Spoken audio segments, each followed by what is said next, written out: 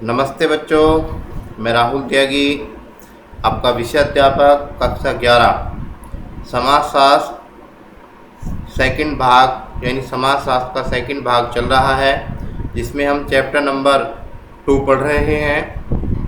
आज मैं उसका चौथा भाग, चैप्टर नंबर 2 का चौथा भाग आपको पढ़ाऊंगा, जिसमें हम क्या पढ़ेंगे? संस्कृति। क्या पढ़ेंगे बच्चों? संस्कृति, कल्चर। ठीक है बच्चों। कहते हैं सामाजिक सांस्कृतिक संस्था का सबसे सामान्य उदाहरण धर्म है। कहते हैं जो सामाजिक संस्था है, जो सांस्कृतिक संस्था है, यानी हमारे व्यवहार की एक जो रूप है, जो हमें एक रूप में जोड़ने का कार्य करती है, उसमें सबसे बड़ा सामान्य उदाहरण देखने को मिलता है धर्म। और धर्म आप सभी को जानते हैं कि धर्म क्या होता है, कि जो धारण किया जाता है उसे कहते हैं संस्कृत में कि धार्यति इति धर्मा। जो धारण किया जाता है उसे धर्म कहते हैं। वो जिस चीज़ को हमने मान लिया वो हमारा धर्म का एक रूप होता है। कहते हैं जिसका समाज पर अत्यधिक असर देखा जाता है। धार्मिक मान्यताओं तथा मानदंडों ने सामाजिक संरचना को व्यवस्थित करने का कार्य किया है, यानी उसे एक रूप में लाने का कार्य किया है। यानी जितनी भी धार्मिक मान्यताएं हैं या मानदंड, उन्हें सब एक साथ जोड़ने का प्रयास इसमें किया गया है। और ऐसी मान्यताएं ही लंबे समय में ही समाज को बदलने में अपनी भूमिका निभाती हैं। अब बात क्या क्यों आई है इसमें निकल के? क्योंकि हम क्या पढ़ रहे हैं? सामाजिक परिवर्तन। क्योंकि सामाजिक परिवर्तन को देखने के लिए ही हमने ये सारी बात समझने का प्रयास करेंगे। ये जो मान्यताएं हैं, ये संस्कृति की जो मान्यताएं हैं, ये धर्म की जो मान्यताएं हैं, ये मान्यताएं लंबे समय में समाज को बदलने में अपनी भूमिका भी निभाती हैं। धर्म इतना महत्वपूर्ण है कि कई समाजशास्त्रियों ने सभ्यताओं को धार्मिक परिप्रेक्ष्य में परिभाषित किया है। वे इतिहास को दो धर्मों के अंतः संबंध के रूप में देखते हैं। मैक्स वेबर ने अपने अध्ययन में क्या किया? The Protestant ethic and the spirit of capitalism में दर्शाया है कि पूंजीवादी सामाजिक व्यवस्था को स्थापना में प्रोटेस्टेंट संप्रदाय ने अपनी महत्वपूर्ण भूमिका निभाई है। कहते हैं कि भाई उन्होंने क्या कहा कि जो इस प्रकार के जो लोग हैं, धर्म को मानने लोग हैं, उन्होंने अपनी पूरी तरीके से अपनी भूमिका इसमें निभाई है। भारत में हम भी सामाजिक परिवर्तन के उदाहरण रूप में धर्म को देखते हैं। प्राचीन भारत में सामाजिक तथा राजनीतिक जीवन पर बौद्ध धर्म का प्रभाव देखा जा सकता है। भारत के अंदर की बात कर रहे हैं। महिलाओं की स्थिति में बदलाव सामाजिक परिवर्तन के वाहक रहे हैं। वाहक मतलब वो इस कार्य को करने में रहे हैं। भाई कहते हैं कि बौद्ध धर्म के माध्यम से महिलाओं की स्थिति में काफ़ी बदलाव देखने को मिला है। इस वैचारिक उद्भव को सांस्कृतिक विमर्श के रूप में देखा जा सकता है। यानी इस प्रकार के जो विचार हैं उन पर अगर हम बात करते हैं, वो जब देखते हैं तो वो सांस्कृतिक विमर्श के रूप में देखा जा सकता है। आधुनिक काल में महिलाओं के समानता के लिए संघर्ष करना पड़ा। कहते हैं आधुनिक काल में जो महिलाओं को अपने सम्मान के लिए भी क्या करना पड़ा, या समानता के लिए उन्हें क्या करना पड़ा? संघर्ष भी करना पड़ा। द्वितीय विश्व युद्ध के पश्चात पाश्चात्य देशों में महिलाओं ने कारखानों में काम करना आरंभ किया। जब दूसरा विश्व युद्ध समाप्त हो गया तो जो पाश्चात्य देश थे, जो पुराने देश थे, ऐसे देशों में क्या देखने को मिला? वहाँ पर महिलाएं कारखानों में काम करने शुरू कर दिया उन्होंने। महिलाओं ने उन उद्योगों में काम किया जिसमें पुरुष एकाधिकार माना जाता था। जहाँ पर केवल पुरुषों का अधिकार माना जाता था, वहाँ पर महिलाओं ने भी काम करना शुरू कर दिया। महिलाओं ने जहाज बनाए। देखिए बच्चों, हथियारों का निर्माण किया। भारी मशीन को भी उन्होंने क्या करा? चलाया। महिलाओं ने हथियारों को भी का निर्माण किया, जहाज़ों को भी उन्होंने चलाया, भारी मशीनों पे भी उन्होंने बहुत सारे काम किए। देखिए कितनी अपने आप को उन्होंने सशक्त बनाने का प्रयास किया। वर्तमान समय में नगरीय समाज में अधिकतर महिलाएं ही ये निर्णय लेती हैं कि घरेलू उपयोग के लिए किस वस्तु की खरीदारी करनी है। अगर आज की समय की बात करें, बहुत सारे ऐसे परिवार हैं, ऐसे बहुत सारे घर हैं, ऐसे बहुत सारे समाज हैं, खासकर नगर के अंदर ये देखने को मिलता है कि महिला ही अपने घर के अंदर ये बात कहती है कि कौन सी चीज़ किस चीज़ के लिए उपयोगी हो सकती है और कौन सी खरीदनी चाहिए, कौन सी नहीं खरीदनी चाहिए। कहते हैं टेलीविज़न चैनल पे महिलाओं को उपभोक्ता के रूप में देखना एक महत्वपूर्ण कदम है। आपने देखा होगा बहुत सारे टीवी चैनल होते हैं, वहाँ पर आपने महिलाओं को ऐड करते देखा होगा, ऐड करते हुए देखा होगा। वो किसी चीज़ का भी जब ऐड करती हैं तो उस ऐड का प्रभाव दूसरे व्यक्ति को ज़्यादा दिखाई पड़ता है। महिलाओं की इस कार्यशीलता का असर समाज पर हुआ है। इसके कारण भी माध्यम से भी समाज के अंदर काफ़ी बदलाव देखने को मिला। खेल कूद एक उदाहरण है। खेल कूद भी एक बहुत बढ़िया उदाहरण है बच्चों, जिसमें सांस्कृतिक परिवर्तन को सामाजिक परिवर्तन रूप में देखा जा सकता है। खेल कूद हमेशा लोकप्रिय संस्कृति का अंग रहा है, बहुत मान सम्मान इज्जत का कार्य रहा है। क्रिकेट का प्रारंभ ब्रिटिश राजशाही वर्ग ने अपने मनोरंजन के लिए किया था। यानी ब्रिटिश शाही राजशाही हुआ करते थे, यानी इंग्लैंड के अंदर वो राजाशाही जो राजा लोग हुआ करते थे, उन्होंने केवल अपने मनोरंजन के लिए शुरू किया था, जो सारी दुनिया में फैल गया। इस ब्रिटिश औपनिवेशिक शासन का सबसे रोचक सांस्कृतिक प्रभाव है।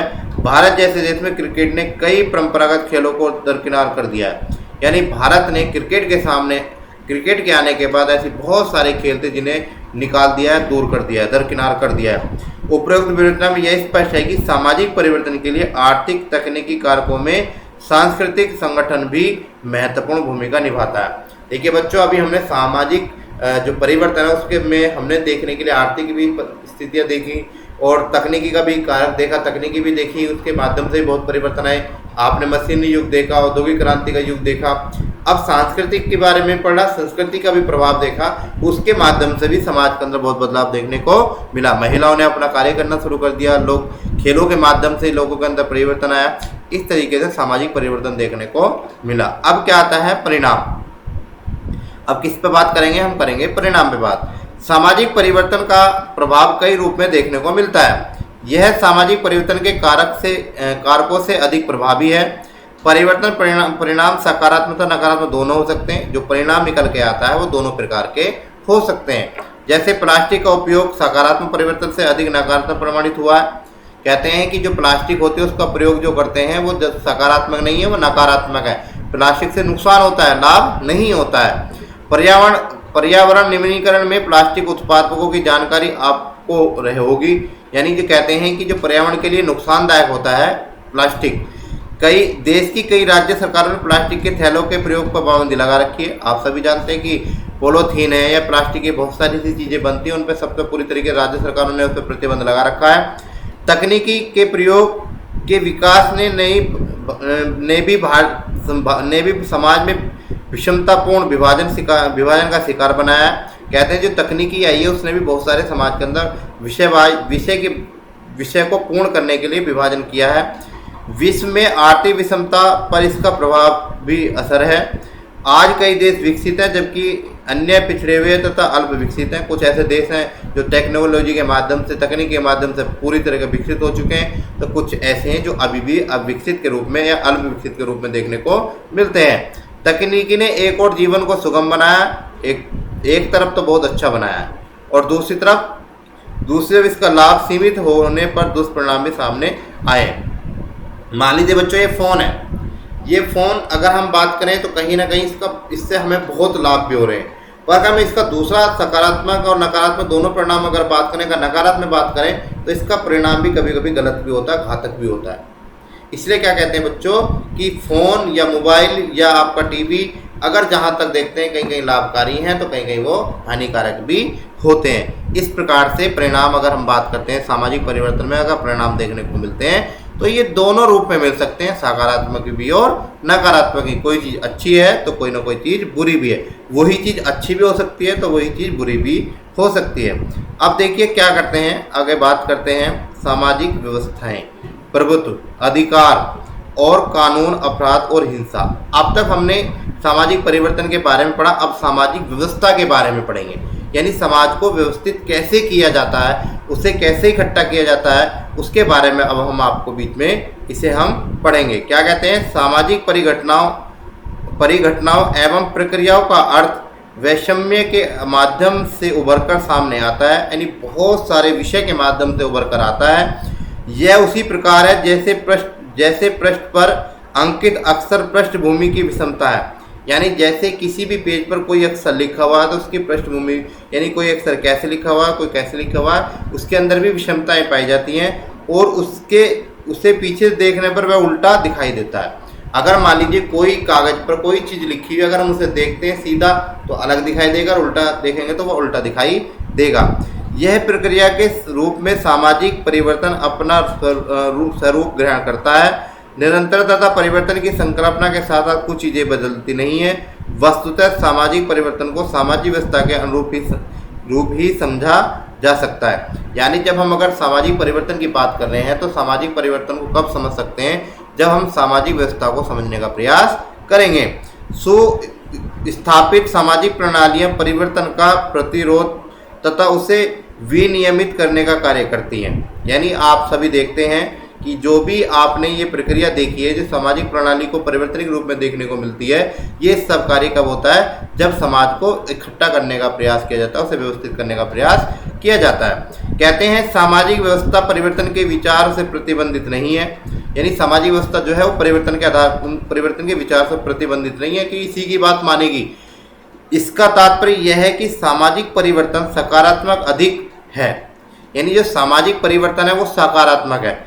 सामाजिक संबंधों की विशिष्ट पद्धति तथा मूल्यों की सक्रिय अनुरक्षण तथा उत्पादन को निर्देशित करता है। कौन? सामाजिक परिवर्तन, यानी जो सकारात्मक है। सामाजिक व्यवस्था इन दो तरीकों से प्राप्त की जा सकती है। अब सामाजिक व्यवस्था को हम दो प्रकार से प्राप्त कर सकते हैं। सबसे पहले किस चीज़ से प्राप्त कर सकते हैं? जहां व्यक्ति नियमों तथा मानदंडों को स्वतः मानते हों, अथवा यानी ऐसी जगह ऐसी व्यवस्था, ऐसा सामाजिक व्यवस्था देखने को मिल सकती है जहां पर व्यक्ति नियमों को और मानदंडों को मानते हों। दूसरी बात क्या कही? जहां व्यक्तियों को मानदंडों को मानने के लिए बाध्य किया जाता है, यानी उनसे जबरदस्ती वो नियम कानून मानने या मनाए जाते हैं कि आपको ये बात माननी ही पड़ेगी, अगर ये नहीं मानोगे तो आपको समाज में व्यवस्थित रूप से रहने का अधिकार नहीं होगा। इन दोनों तरीकों से समन्वित प्रयोग करने पर ही, यानी इन दोनों तरीकों का एक अच्छी प्रकार से प्रयोग करने पर ही सामाजिक व्यवस्था को बनाए रखना संभव है। यानी जब ये दोनों प्रकार के नियम कानून मानदंड प्रक्रिया सारी अगर सही तरीके से होगी तो सामाजिक व्यवस्था ठीक प्रकार से कार्य करेगी। सामाजिक व्यवस्था के सहज संकेंद्रण का स्रोत मूल्यों तथा मानदंडों की वह प्रक्रिया है जिसमें इसकी साझेदारी निर्धारित होती है। सामाजिकरण की प्रक्रिया में इसे अपनाया जाता है, यानी जब समाज को एक रूप में करने की प्रक्रिया की जाती है तब ये मानदंडों को प्रयोग में लाया जाता है, मूल्यों को जाना जाता है। सामाजिकरण कभी व्यक्ति की दृढ़ता को पूर्णतः समाप्त नहीं करता। सामाजिकरण मनुष्य को रोबोट नहीं बना सकता, यानी जो सामाजिकरण है वो व्यक्ति को ऐसा नहीं बना सकता जैसा उसने कहा वैसा ही मानना पड़ेगा।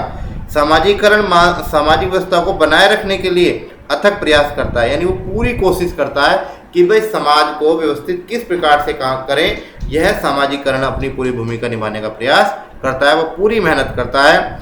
किंतु यह महत्वपूर्ण व्यवस्था नहीं है, ये एक महत्वपूर्ण व्यवस्था नहीं है। अधिकतर आधुनिक समाज में संस्थागत तथा सामाजिक मानदंडों को बनाए रखने के लिए शक्ति तथा दबाव यानी एक तो होती है ताकत और एक होता है प्रेशर देना पर निर्भर करता है। सत्ता की परिभाषा इस रूप में की जा सकती है। आपने क्वेश्चन भी पढ़ा होगा, सत्ता और राज्य के बारे में आपने क्वेश्चन पीछे पढ़ा है, इसके बारे में आपने पढ़ा भी है। सत्ता स्वेच्छा अनुसार व्यक्ति से मन चाहो को करवाने में सक्षम है। यानी सत्ता क्या होती है? जैसे मान लो मेरे पे कोई ताकत है, मेरे पे कोई पावर है, अगर मैं चाहूँ अपनी उस पावर से अपनी स्वेच्छा अनुसार व्यक्ति से अपने कार्य को करवा सकता हूँ।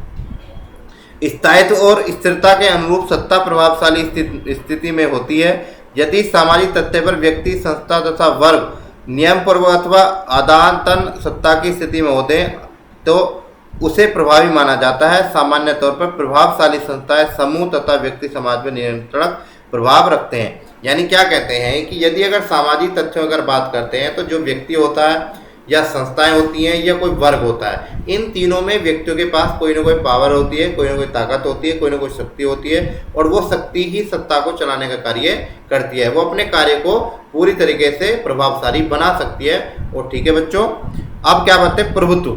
अभी बात क्या है? सामाजिक व्यवस्था में सबसे पहली बात कहती है प्रभुत्व। प्रभुत्व के बारे में पढ़ते हैं। प्रभाव अप्रतिरोधक है, जबकि यह सीधे तौर पर असंतुलित संबंधों से जुड़ा है। प्रभावशाली वर्ग अपनी शक्तियों के बल पर असंतुलित संबंधों में भी सहयोग प्राप्त करते हैं। सामाजिक संदर्भ में प्रभुत्व की स्थिति शक्ति तुलना में निहित है। यह बृहद स्तर पर सामाजिक संविदा का अभिस्वीकृत भाग है। यानी क्या कहते हैं? प्रभुत्व के बारे में क्या कहा जा रहा है कि जो सामाजिक संविदा है, मतलब समाज की जो स्थिति है उसका एक अभिस्वीकृत भाग है, यानी अभी स्वीकार किया हुआ भाग नहीं है।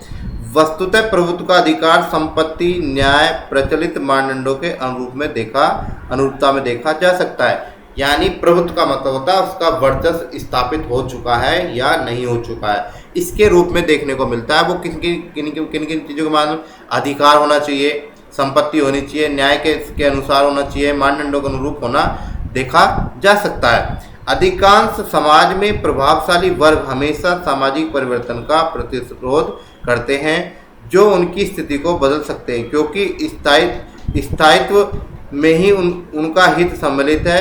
वही वंचित तथा शोषित वर्ग का हित परिवर्तन में होता है। कि भाई कहते हैं कि जो अधिकांश समाज में प्रभावशाली वर्ग होता है, जिसका प्रभाव होता है, जिसका ताकत होती है, जिसके पास कोई अधिकार होता है, वही व्यक्ति इस चीज़ को बदलने का कार्य कर सकता है, वो समाज को बदलने का कार्य कर सकता है। अधिकार, अब अधिकार को पर बात करते हैं। अधिकार अर्थ सत्ता से ही है। अधिकार का अर्थ किससे कहा है? सत्ता से ही कहा है। मैक्स वेबर के अनुसार सत्ता एक कानूनी शक्ति है, यह न्याय संगत तथा ठीक समझी जाती है। एक पुलिसकर्मी, अब उदाहरण दे रहे हैं, एक पुलिसकर्मी, एक न्यायाधीश अथवा एक शिक्षक सभी अपने कार्य के लिए प्रदत्त अधिकार का प्रयोग करते हैं। भाई मान लीजिए कोई पुलिसकर्मी हो, चाहे कोई न्यायाधीश हो, जज हो या कोई शिक्षक हो, सभी अपने अपने कार्य करने के लिए क्या रहते हैं? तत्पर रहते हैं। वो अपने अधिकारों का पूरी तरीके से प्रयोग करते हैं अपने स्थान पर। सत्ता की क्या बात कही है? समाज के अन्य सदस्य जो इसके नियमों तथा नियमावली को अपनाने को तैयार होते हैं, वह एक सही क्षेत्र में अधिकारों को मानने को तैयार हैं। एक न्यायाधीश का अधिकार क्षेत्र कोर्ट रूम होता है, उसका केवल कोर्ट रूम में ही अधिकार होता है, उसका केवल बस। नागरिक जो होता है, जबकि कोर्ट रूम में होते हैं तो उससे न्यायाधीश की आज्ञा का पालन करना होता है। कोर्ट रूम से बाहर न्यायाधीश एक सामान्य नागरिक है। अगर वो कोर्ट रूम से बाहर निकल के आ जाता है तो वो केवल कैसा व्यक्ति? एक सामान्य व्यक्ति है। ड्यूटी पर पुलिसकर्मी नागरिक क्रियाओं की निगरानी करता है, इस दौरान वह अपने अधिकारों का प्रयोग करता है। शिक्षक की सत्ता की बात करें या उसके अधिकारों की बात करें तो कक्षा के अंदर यह अधिकार क्षेत्र छात्रा के घर तक नहीं है। कई ऐसी संस्थाएं हैं जो अपने क्षेत्र से अधिकार संपन्न, शक्ति संपन्न होती हैं। कहते हैं शिक्षक का जो सत्ता का जो अधिकार है या उसके अधिकार है वो कक्षा के अंदर तक है। यह अधिकार क्षेत्र छात्रों के घर तक नहीं है।